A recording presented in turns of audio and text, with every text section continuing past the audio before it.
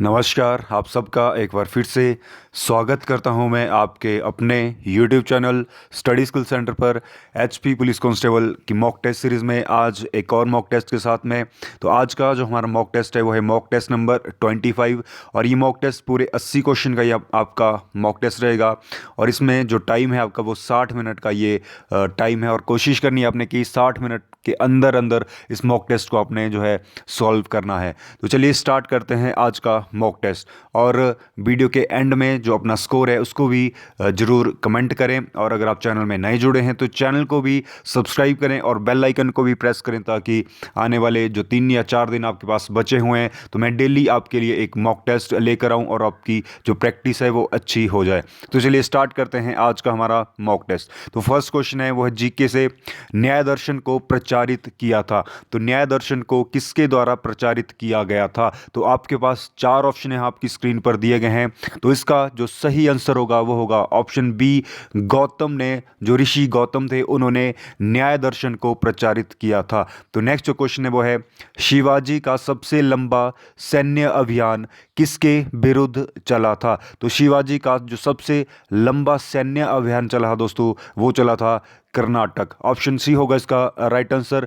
Next question है वो है भारतीय राष्ट्रीय कांग्रेस की अध्यक्षता करने वाले प्रथम राष्ट्रवादी नेता कौन थे? तो भारतीय राष्ट्रीय कांग्रेस की अध्यक्षता करने वाले जो प्रथम राष्ट्रवादी नेता थे वो थे WC बनर्जी। ऑप्शन बी होगा इसका राइट आंसर। तो WC बनर्जी ये भारतीय राष्ट्रीय कांग्रेस के प्रथम जो है अध्यक्ष थे। तो 1885 में भारतीय राष्ट्रीय कांग्रेस की स्थापना AO ह्यूम के द्वारा की गई थी और उनके जो पहले अध्यक्ष बने थे भारतीय राष्ट्रीय कांग्रेस के वो थे WC बनर्जी। तो नेक्स्ट क्वेश्चन है वो है संपत्ति का अधिकार एक संवैधानिक अधिकार है यह बताया गया है। तो जो संपत्ति का अधिकार है दोस्तों एक संवैधानिक अधिकार है और यह बताया गया है। तो किस अनुच्छेद में संपत्ति के अधिकार का जो उल्लेख किया गया है दोस्तों? तो इसका जो राइट आंसर होगा वो होगा अनुच्छेद 300 क। तो अनुच्छेद 300 क में जो है संपत्ति के अधिकार को अब एक संवैधानिक अधिकार के रूप में इसको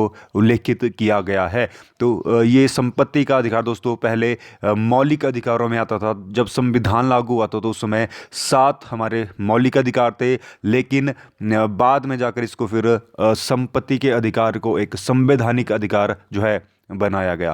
तो नेक्स्ट क्वेश्चन है वह है भारत में ऑपरेशन फ्लड किस वर्ष शुरू किया गया था?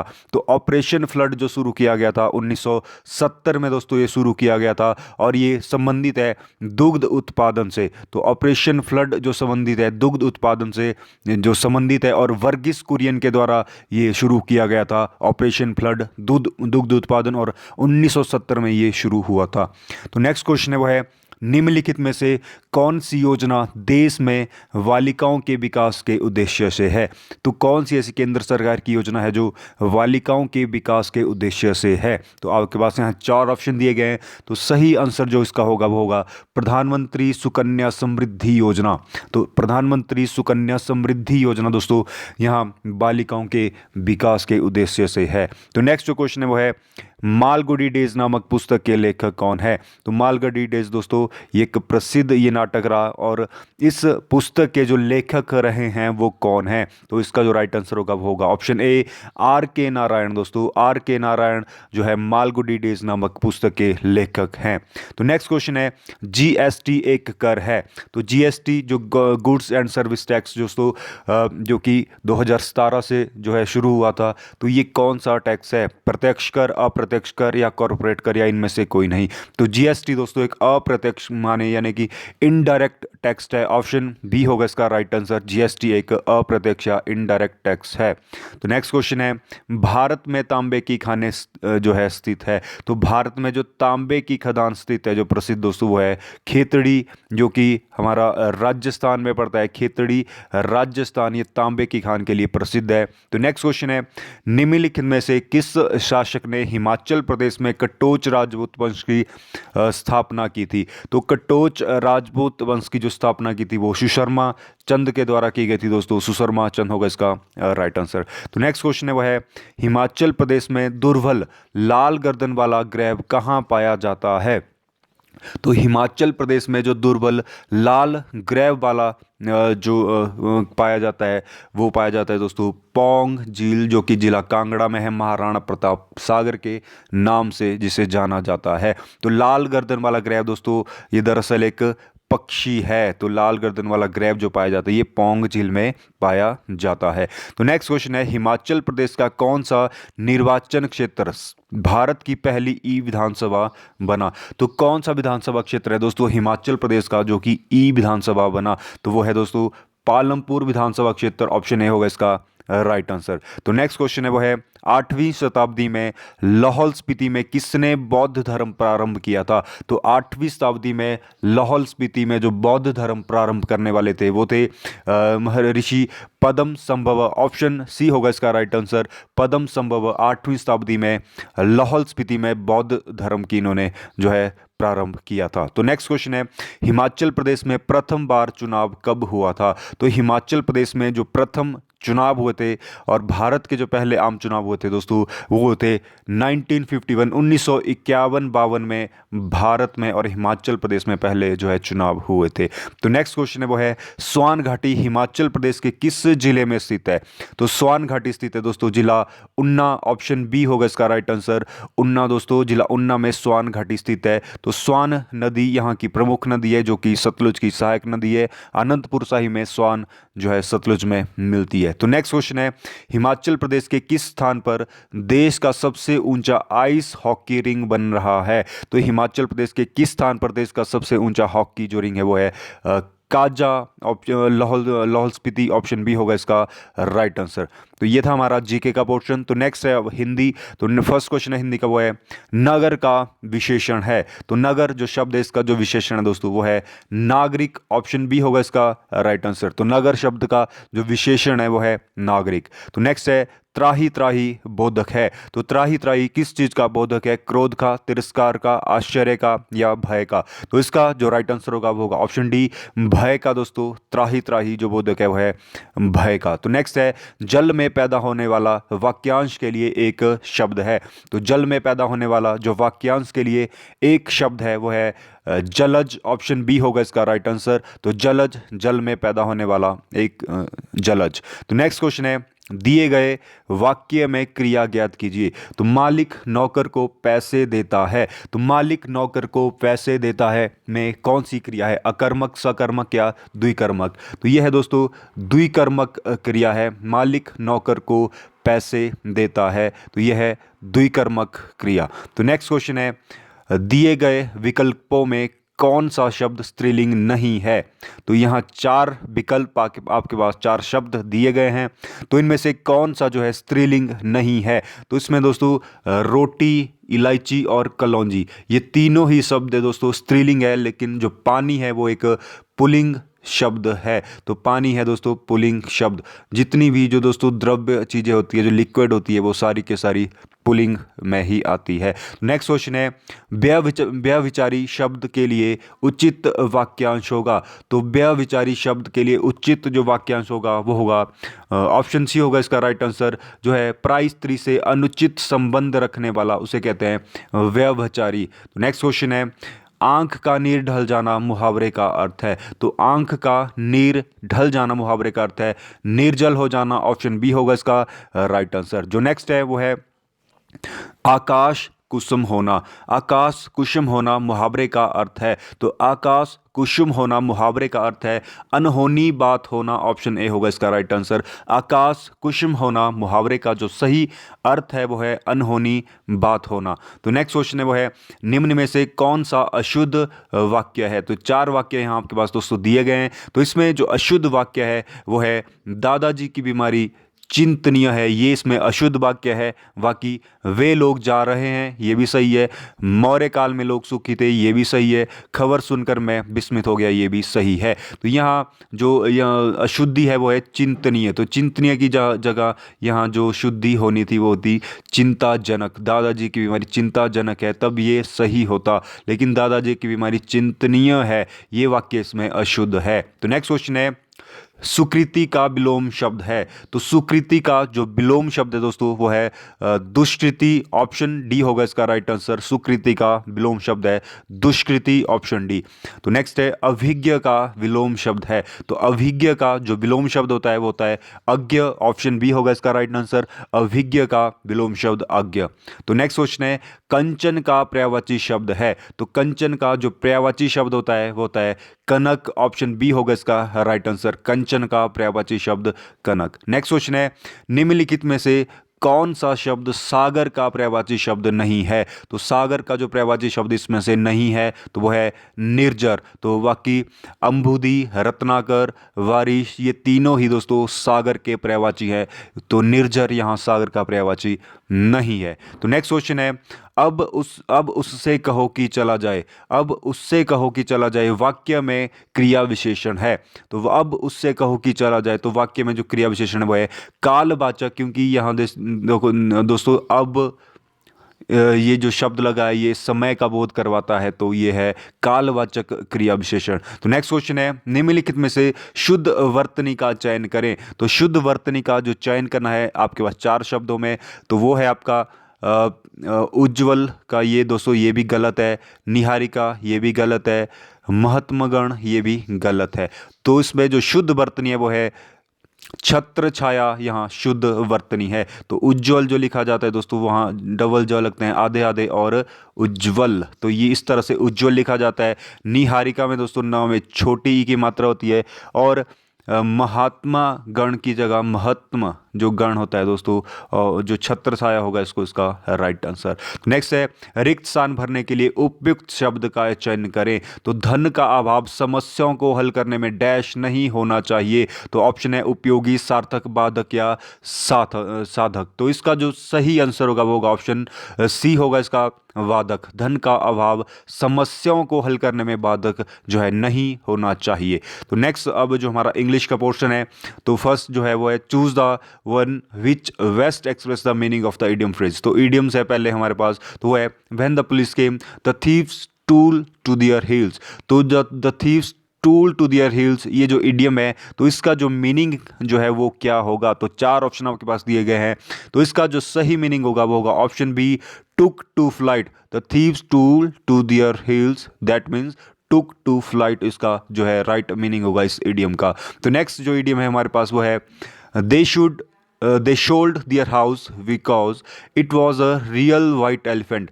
तो जो वाइट एलिफेंट जो इसके लिए जो इडियम का जो मीनिंग है दोस्तों वो है a useless thing, option C होगा इसका right answer. White elephant means a useless thing. तो नेक्स्ट क्वेश्चन है वो है I just paid him a left handed compliment. A left handed compliment दोस्तों इसका जो इडियम है जो इसका जो मीनिंग होगा वो होगा एन सर, ऑप्शन सी होगा इसका right answer left handed compliment. Next question है वो है choose the one can be substituted for the given sentence.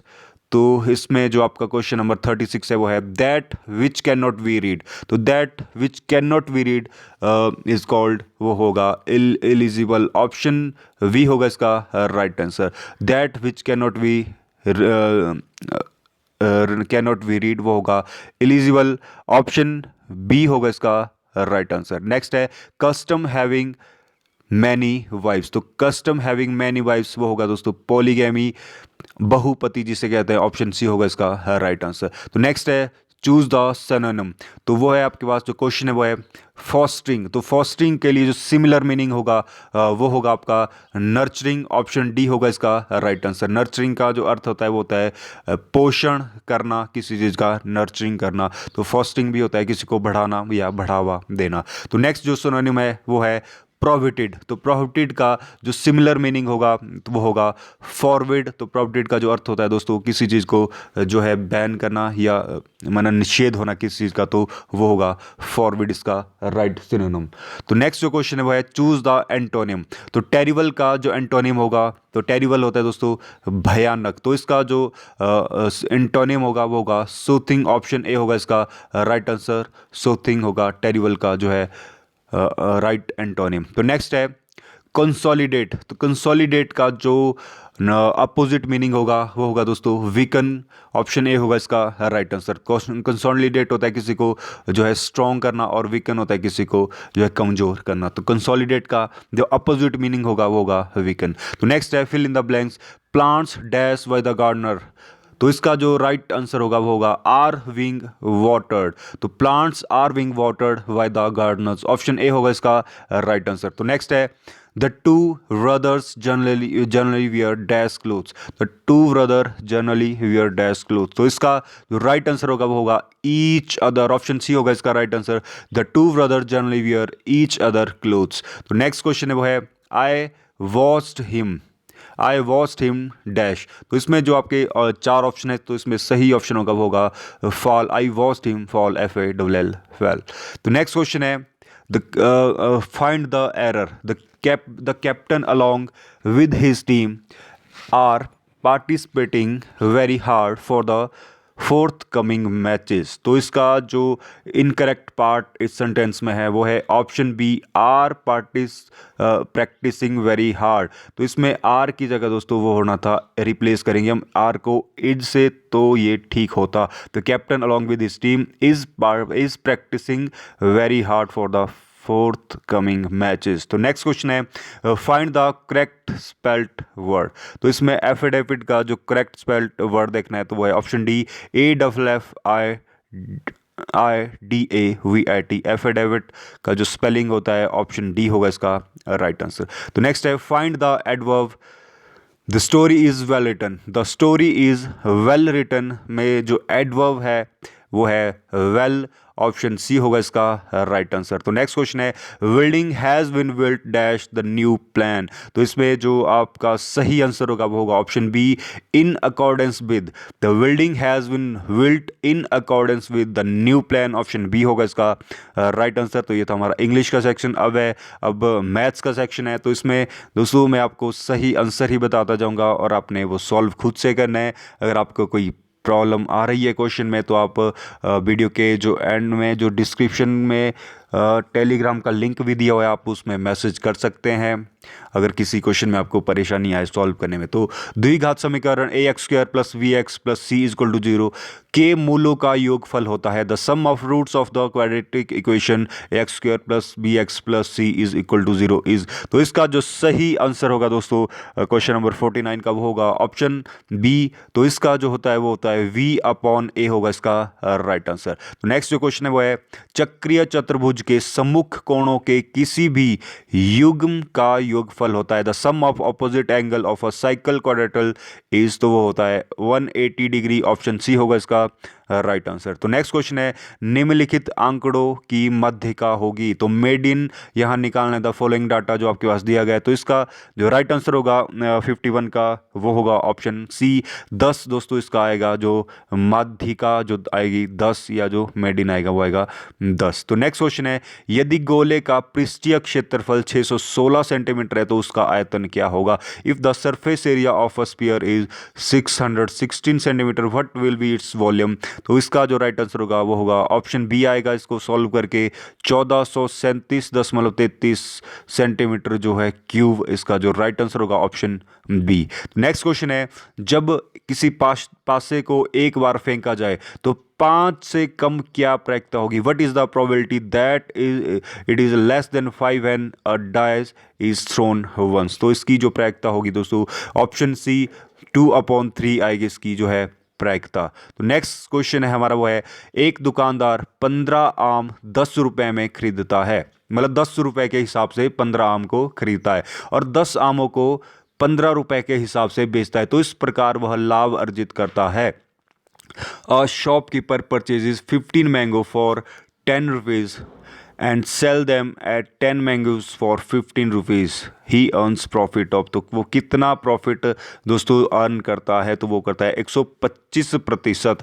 15 आमों को दोस्तों वो 10 रुपए के हिसाब से खरीदता है और 10 आमों को वो 15 रुपए के हिसाब से बेचता है। तो इस पर वो कितना प्रतिशत लाभ अर्जित करता है, तो वो करता है 125% आएगा इसका सॉल्व करके राइट आंसर। तो नेक्स्ट क्वेश्चन है 180 मीटर लंबी रेलगाड़ी 54 किलोमीटर पर घंटे की गति से प्लेटफॉर्म पर खड़े एक व्यक्ति को कितने समय में पार करेगी? तो 180 किलोमीटर जो रेलगाड़ी है वो 54 किलोमीटर पर घंटे की गति से प्लेटफॉर्म पर खड़े व्यक्ति को कितने समय में पास करेगी? तो इसका जो राइट आंसर आएगा वो आएगा 12 सेकेंड। ऑप्शन बी आएगा इसका राइट आंसर, इसको सॉल्व करके। तो नेक्स्ट क्वेश्चन है, यदि ए तथा बी मिलकर एक कार्य को 15 दिन में समाप्त करें तो बी अकेला इस कार्य को 20 दिन में समाप्त करता है, तो ए अकेला इस कार्य को कितने दिन में समाप्त करेगा? तो इसका जो राइट आंसर आएगा वो आएगा 60 दिन। ऑप्शन ए आएगा इसका जो है राइट आंसर। तो नेक्स्ट है अब जनरल साइंस के, फ्यूज तार की प्रकृति क्या है? तो जो फ्यूज तार होती है दोस्तों वो होती है कम गलनांक बिंदु वाली। ऑप्शन ए होगा इसका राइट आंसर। तो नेक्स्ट जो क्वेश्चन है वो है,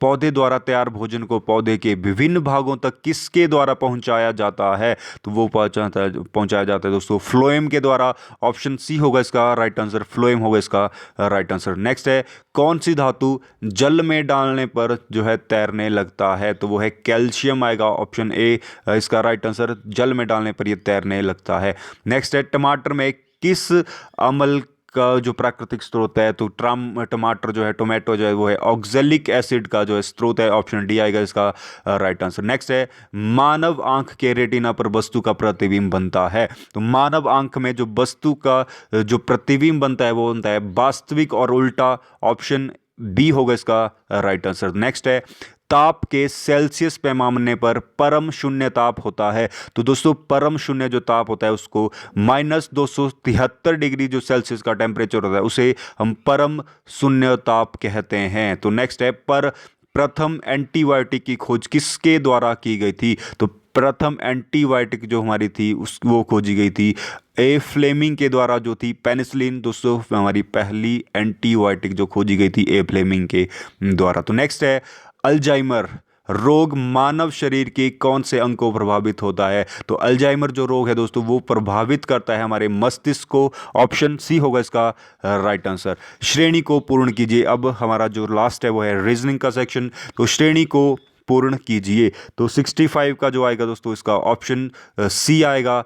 30, 24, 19, 15 और जो नेक्स्ट जो आएगा वो आएगा 12। इसमें आप इसको सॉल्व करके देख सकते हैं। तो नेक्स्ट क्वेश्चन है, यदि 10 मित्र परस्पर एक दूसरे से हाथ मिलाए तो हाथ मिलाने की जो कुल संख्या है वो कितनी होगी? अगर 10 मित्र एक दूसरे से हाथ मिलाते हैं दोस्तों तो हाथ मिलाने की जो कुल संख्या होगी वो होगी 45। ऑप्शन सी आएगा इसका राइट आंसर। तो नेक्स्ट क्वेश्चन है, दया का भाई अमित है, दया चंद्रमा का है, तो बिमला चंद्रा के बीच में क्या संबंध है? तो दोस्तों इस क्वेश्चन में मुझे थोड़ी सी गड़बड़ लग रही है।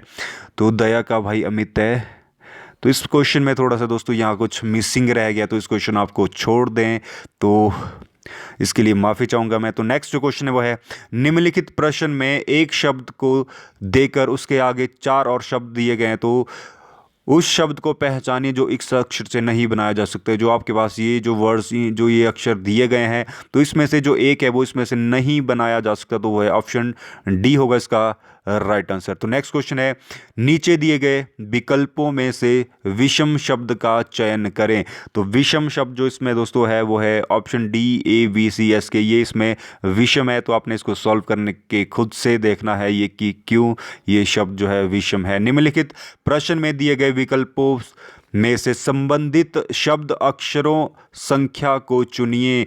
तो DF का जो संबंध है UW से है, तो उसी प्रकार GI का संबंध जो आगे किससे होगा? तो इसका जो सही आंसर आएगा वो आएगा RT। ये भी आपने खुद सॉल्व करके देखना है। तो नेक्स्ट है, यदि किसी कूट भाषा में कानपुर को NDOSXU लिखा जाता है तो इलाहाबाद को ये DOODDEDG है, तो लखनऊ को क्या लिखा जाएगा? तो इसका जो राइट आंसर आएगा आपके पास वो आएगा ऑप्शन डी OXFNQRZ। तो इसमें भी डिकोडिंग आपने करना है कि किस तरह से डिकोड करेंगे। तो नेक्स्ट क्वेश्चन है, मुनीश अपने घर से अपने ऑफिस के लिए निकलता है वह पहले पश्चिम दिशा में 5 किलोमीटर चलता है, उसके बाद वह दाएं ओर मुड़कर 10 किलोमीटर चलता है, फिर मुड़कर 5 किलोमीटर और अंत में बाएं मुड़कर वह 2 किलोमीटर चलता है और ऑफिस पहुंच जाता है। तो बताइए वह अपने घर से ऑफिस कितनी दूरी पर है उसका ऑफिस। तो उसका जो राइट आंसर आएगा वो आएगा 12 किलोमीटर, ऑप्शन ए। तो आपने ये भी खुद सॉल्व करके देखना है। तो नेक्स्ट क्वेश्चन है, अतुल एक पंक्ति में ऊपर से 17वें स्थान पर है और नीचे से 18वें स्थान पर है। तो पंक्ति में कुल कितने बच्चे हैं? तो इसका जो राइट आंसर आएगा वो आएगा 34, ऑप्शन बी होगा इसका राइट आंसर। तो नेक्स्ट क्वेश्चन है, निम्नलिखित में से किस वर्ष का कैलेंडर वर्ष 1990 के कैलेंडर जैसा है? तो ये आपने सॉल्व करके देखना है। तो इसका 1996, ऑप्शन बी आएगा इसका राइट आंसर। नेक्स्ट क्वेश्चन है, निम्नलिखित जानकारी को ध्यान से पढ़िए और नीचे दिए गए प्रश्नों के उत्तर दीजिए। A B C D E F G H और आई केंद्र की ओर मुंह करके एक वृत्त में इर्द गिर्द बैठे हैं। तो सी ए के बाएं को तीसरा है, ई ए के दाएं को चौथा है, डी आई के बाएं को चौथा है, ए के दाएं को दूसरा है और एफ वी के बाएं को तीसरा है। तो जी ए का निकटतम पड़ोसी नहीं है। तो आपके इसको पढ़ के आपने कुछ क्वेश्चनों को यहाँ सॉल्व करना है। वो है ई का संबंध एच का स्थान है, ई के संबंध में एच का स्थान क्या है? तो आपने ये खुद दोस्तों ये सॉल्व करके देखना है। तो मैं इसके आंसर आपको बता देता हूँ। तो इसका जो आएगा वो आएगा बाएं को तीसरा, ऑप्शन ए आएगा इसका राइट आंसर। तो नेक्स्ट है, जी के दाएं को तीसरा कौन है? तो जी के दाएं को जो तीसरा है वो है इनमें से कोई नहीं इसका आएगा। तो नेक्स्ट जो है वो है ई के दाएं को पांचवा कौन है? तो ई के दाएं को जो पांचवा है वो है ऑप्शन ए, सी ए आएगा इसका राइट आंसर। और जो 78 है वो है एच के बाएं को दूसरा कौन आएगा? तो वो आएगा दोस्तों ऑप्शन बी एफ आएगा। और नेक्स्ट जो है वो है डी के एकदम दाएं कौन है? तो डी के जो एकदम दाएं आएगा वो आएगा एफ। और जो लास्ट क्वेश्चन है वो है, निम्न में से किस समूह में तीसरा व्यक्ति पहले और दूसरे व्यक्ति के बीच में बैठा है? तो इसका आएगा option C H F A आएगा इसका राइट आंसर। तो ये आपने खुद सॉल्व करके दोस्तों देख लेने हैं। और ये था आज का हमारा मॉक टेस्ट। तो आई होप आपकी जो तैयारियां हैं अच्छी चली होगी और मॉक टेस्ट आपको पसंद आया होगा। तो वीडियो को लाइक शेयर और कमेंट जरूर करिए और चैनल को भी जरूर सब्सक्राइब करिए। धन्यवाद।